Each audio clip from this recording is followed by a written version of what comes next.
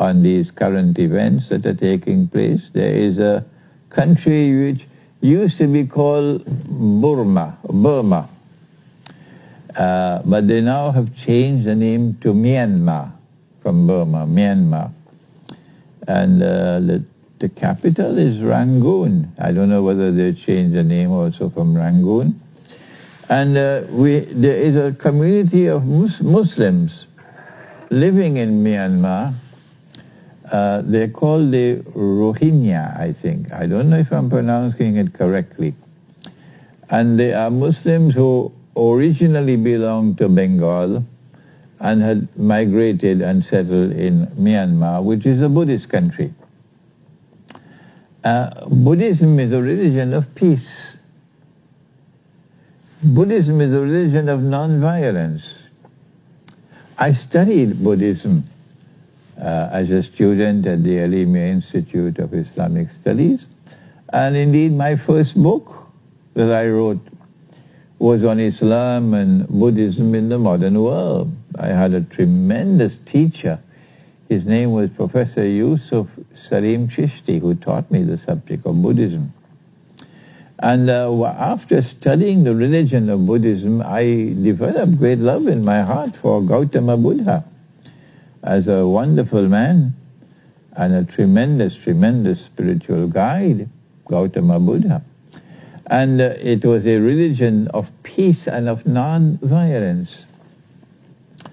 And so it is something strange and mysterious that in Myanmar there should be so much violence directed against a helpless community of Muslims who have no weapons to defend themselves. They're small in number, and you're using the weapons of mass killing, slaughter, violence, rape, all of these things.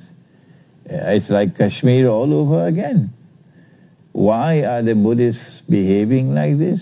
How do we explain it?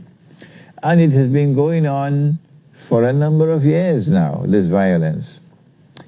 Some of the Rohingya have left Burma or Myanmar and have gone to Bangladesh. And I remember when I visited Bangladesh for the last time, was it in 2003, about 14 years ago. And we traveled down to the south of Bangladesh to Chittagong, and then to Cox's Bazar, and then to Teknaf, which is the southernmost end of Bangladesh, Teknaf. And there in Teknaf I saw the refugee camps of the Rohingya who had come to Bangladesh from Myanmar as refugees and were living in squalor. But there's so many more in Myanmar, and now there is this massive slaughter of the Myanmar Muslims by the Burmese military, it appears. And so many have been writing to me, asking me to comment on the subject. It would be preferable that those who live in that region and who are scholars of Islam and who have more knowledge of the subject than I do, more intimate knowledge of the subject than I do, and the historical antecedents of the subject, that they should be the ones who should comment rather than me. But my comment from far away Trinidad is that I smell something bad. I smell that this is a part of a universal problem of war on Islam, to try to intimidate Muslims, to try to terrify Muslims, to try to break their morale, and to try to make Islam look bad in the world. That there is problem between Islam and Hindu India, there's problem between Islam and Jewish Israel, there's problem between Islam and the Christian world, and now there's a problem between Islam and the Jewish world. So Islam must be a terrible religion, that everybody in conflict with Islam. This seems to me to be part of the master plan why the Buddhists are being provoked to attack the Rohingya Muslims again and again. Because it forms part of a master plan that is universal in character, and there is a mastermind at work to ensure that this takes place in the Buddhist world.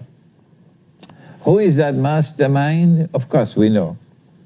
The mastermind is those who want the state of Israel to replace the United States of America as the next ruling state in the world. If you do not understand that subject, do please take a little time and read my book entitled Jerusalem in the Quran. It's available on my website, imranhussain.org. You can download it free of charge. You can also order it from my bookstore, imranhussain.com, which will explain to you the subject of Israel wanting to rule the world. But I believe that there is also a paymaster at work. And it will be good if someone or some group in that part of the world will conduct the necessary investigations to seek to obtain the evidence that the people are being paid.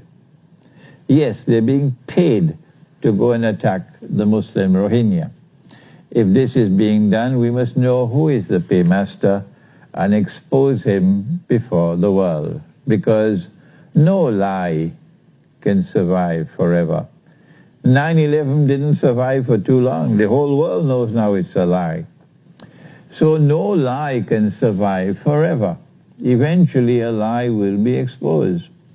So if there are those who are paying Buddhists to go and attack Muslims in Myanmar, this will one day be exposed, and we need to have it investigated to find out what is the truth over there. How then should we respond in Burma or Myanmar to this intense oppression? Well, it's the same thing. How should we respond in Kashmir, where an Indian government is betraying the Hindu religion? We have respect for the Hindu religion. We can recognize in Hinduism traces of truth from the earliest time of all. When Allah subhanahu wa ta'ala, He ordered the angels to bow down and prostrate before Adam alayhi salam. Fasajadu, and they prostrated before Adam alayhi salam, because prostration at that time in history was an act of respect and reverence. Prostration now is prohibited, but at that time it was permissible. And up to this day, the Hindus have preserved it. That a Hindu wife, there are others, of course, who are going to be feeling bad in their stock, but we don't care two peanuts of how they feel about it. The Hindu woman up to this day bows down and touches her husband's foot in respect and reverence. You can like it or you don't like it. We don't care two peanuts for your views. But this is Hinduism preserving a part of the truth which existed at the earliest time in history. The Indian government is betraying the Hindu religion time and again. And it's time for Hindu scholarship to stand up and denounce the Indian government for what it's doing. The oppression of Kashmir is something that betrays the Hindu religion, really. And there's more that I'd like to say on the subject of Kashmir, but we leave that for another time. What do you do when you face intense oppression and you do not have the power to be able to protect yourself? Let me repeat that question. What do you do when you are a believer and you're facing intense oppression because you're a believer, for example, and you do not have the power to be able to resist the oppressor? Your houses are being destroyed. You're being injured. You're being killed. Your women are being raped. Your children are suffering. What do you do? Answer: Prophet Muhammad, Allah's blessings be upon him, and the Muslims faced precisely that situation in Mecca, which our people are facing today in the Holy Land, in Gaza, in Israel. what do you do? What did they do in Mecca? Mecca is the holy of cities. It's the center of the world for the Arab. Mecca. And yet they made hijrah. Yes, they made hijrah. They left sacred, blessed Mecca. Ummul Qura, the mother of all cities. They left Mecca to go to a place where there was more security. And so they went to Medina. And so my advice to the Muslims of Myanmar, my advice to the Muslims of Kashmir, those who are willing to listen to my advice, not everybody willing to listen, not even here in Trinidad. So my advice is, if you are facing oppression and you lack the capacity to resist the oppressor, and oppression becomes so intense that you cannot bear it anymore, then the guidance from the Quran and from the Sunnah of Prophet Muhammad, Allah's blessings be upon him, is to leave wherever you are and seek sanctuary and safety in some other place. Allah's earth is wide, and if you make the effort to make hijrah, Allah can open doors for you where even there are no doors. I don't think all the Muslims of Kashmir will take that advice, no.